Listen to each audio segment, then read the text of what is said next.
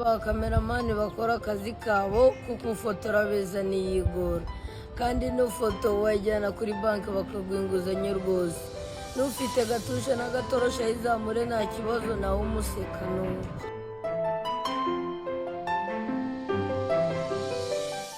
Hari abantu benshi batekereza ko kugira ngo umuntu agire icyo ageraho mu buzima bisaba kuba yaravukiye mu muryango ukize ukomeye cyangwa se ufite ubushobozi buhambaye, ariko hari n'abandi bagaragaza ko impano n'umuhate bishobora guhindura ubuzima kabone n'ubwo umuntu yaba yarakuriye mu buzima bugoye cyane.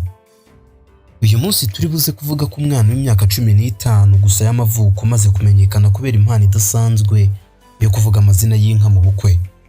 Uyu mwana ni Nsengumukiza Exos, kandi nubwo akiri muto afite inzozi zikomeye cyane, dore ko afite n'inzozi zo kuzagura ikibanza mu mujyi wa Kigali. Ariko se uyu mwana tubona ku mbuga nkoranyambaga izi zicaho amajwi, amafoto ndetse n'amashusho, urugero nagwa nka Instagram, YouTube uriho kumurikiraho kano kanya, Facebook, TikTok n'izindi zigiye zitandukanye, ubundi ubuzima bwe bwatangiye bute kugira ngo twisange twamumenye? Mu kiganiro cyacu cy'uyu munsi turi buze kuganira ku buzima bushaririye cyane uyu mwana yanyuzemo, gusa uyu munsi atunze umuryango we kandi afite inzozi zikomeye. Bahaye ikaze kuri NB Zoom, inkuru zacu kuri kwawe.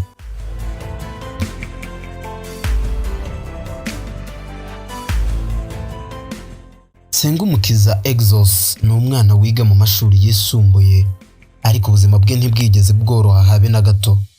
Yakuze arerwa na mama wiwe gusa mu muryango utari ufite ubushobozi buhagije. Ibi byatumye akiri muto atangira gutekereza ku hazaza hiwe.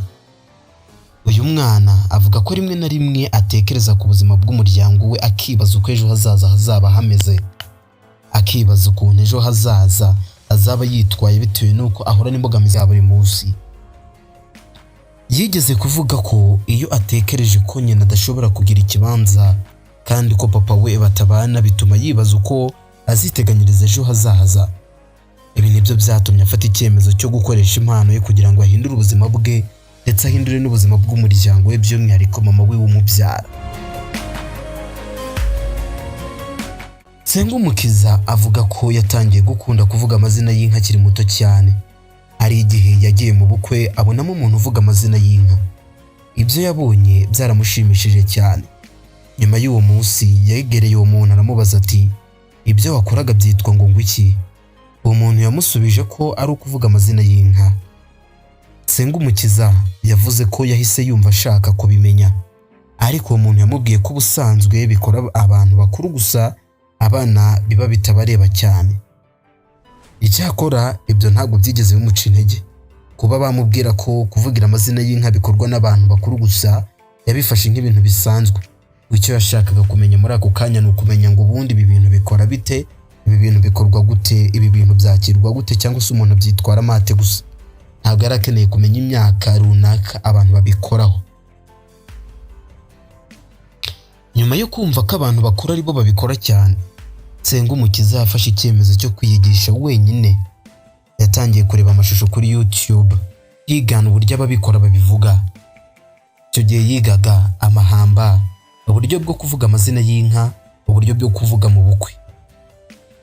Nyuma niko yaje kujya mu itorero, aho yahuriye n'umuntu wabikoraga neza. Uwo muntu yamufashije kurushaho kunoza impano ye, aramwigisha ndetse amuremamo ejo hazaza azagera akabikora, atari ukugendera ku myaka yari afite ndetse atari no kugendera uko yamubonaga, ahubwo yagendeye ku bushake ndetse n'impano idasanzwe umwana yari yibitsemo yuko ibintu yabishobora. Si wa mwana warahisemo kuvuga ko azaba docteur, si wa mwana warahisemo kuvuga ko azaba minisitiri kandi burya nta bushobozi afifitiye bwo kuzajya mu mashuri ahenze. Ahubwo nta mwanya wari ufite impano ye ku giti cye akazayibyaza umusaruro. Nyuma yo kumenya kuvuga amazina y'inka neza, Nsengumukiza yabibwiye mama we. Nyina we yabanje gutungurwa kuko atarasanzwe azi iyo mpano ko umwana we ayifite. Babyeyi, nimujye mwita ku bana banyu mu bintu mushaka gusa ko bakora, ahubwo mujye mwita ku bana banyu buri kantu kose bazi bakabereke, kuko usanga impano zabo zipfukiranwa buri munsi. Ariko amaze kubyumva neza, mama we yemeye kumushyigikira.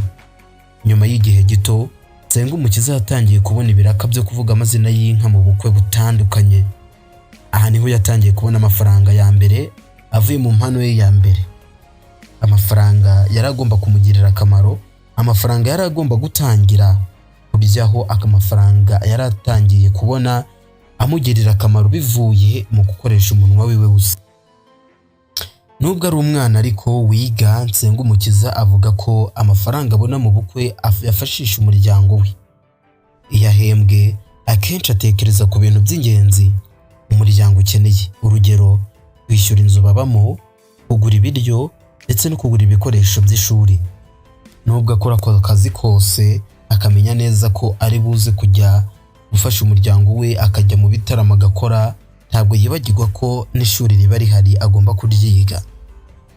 Uyu mwana yavuze ko rimwe na rimwe ahembwa amafaranga nk'ibihumbi 30, hanyuma akabanza kureba icy'ingenzi kurusha ibindi akeneye muri ako kanya. Si nk'aba bana bo muri iki gihe, kuko abana bangana nawe bari mu kigero kimwe nawe, abenshi hari n'abasoma kubisindisha, ndetse usanga benshi batanitinyuka ku giti cyabo kugira ngo batangiye gukorera amafaranga abashe kuba yagira icyo abamarira ndetse agira icyo amarira ndetse n'umuryango. Nsengumukiza Exos nubwo akiri muto, Nsengumukiza afite inzozi zikomeye cyane. Inzozi ze zikomeye nizo kuzatunga ikibanza n'inzu mu mujyi wa Kigali. Avuga ko adashaka gutegereza ubufasha bw'abandi, ahubwo ashaka kubigeraho akoresheje impano ye, impano idasanzwe.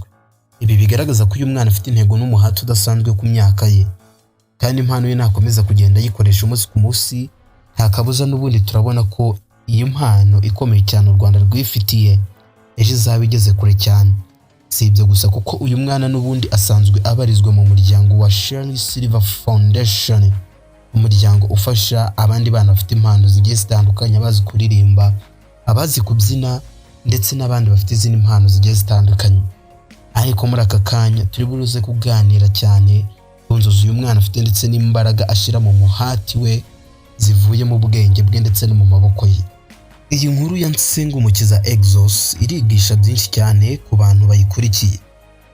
Irerekana ko impano ishobora guhindura ubuzima bwawe. Ushobora kuva ahantu habi wari uri ukagera ahantu heza bitewe n'impano yawe bwite ufite, ariko idahabwa agaciro nabo bayegeranye nabo, ariko ugasanga kubera umuhati uyifitiye ndetse no kubera ko ushaka kuyisigasira, kuko bavuga ko impano idasigasiwe ipfa, ikakugeza kuri byinshi utatekerezaga ko yakugezaho. Icya kabiri, ni umwana ukiri muto ushobora kugira inzozi zikomeye.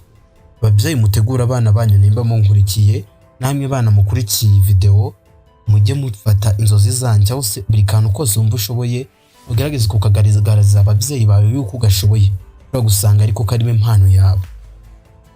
Cya gatatu, ndetse ko ubuzima bugoye ushobora kuba imbaraga zo gukomeza gukora cyane. Burya umuntu utarigeze anyerera ntabwo yamenya uko yakwitwara mu bunyerere. Niyo mpamvu rero umuntu wahuye n'ubuzima bubi cyane akoresha imbaraga ze zose kugira ngo atazasubira. Inkuru ya Nsengumukiza Exos ni urugero rwiza rwerekana ko umuntu ashobora guhindura ubuzima bwe akoresheje impano afite. Nubwo we akiri muto, amaze kwerekana ko inzozi zishobora kugerwaho iyo umuntu akomeje gukora cyane. None si kubona imyaka afite, ubu urabona azagera mu myaka 25 ageze kuri uruhe rwego? Ese wowe ubona uyu mwana azagera ku nzozi ze zo kuzagura ikibanza i Kigali? Utwandikira igitekerezo cyawe hasi muri comment. Niba ukunda inkuru nk'izi za motivation and inspiration tips, wibuke gukanda like kugira ujye uzikurikira buri munsi, ndetse wibuke gukanda subscribe kuri NB Zoom kugira ngo tujye tubana buri munsi. Nitwa Sana, ciao ciao, hasta la vista.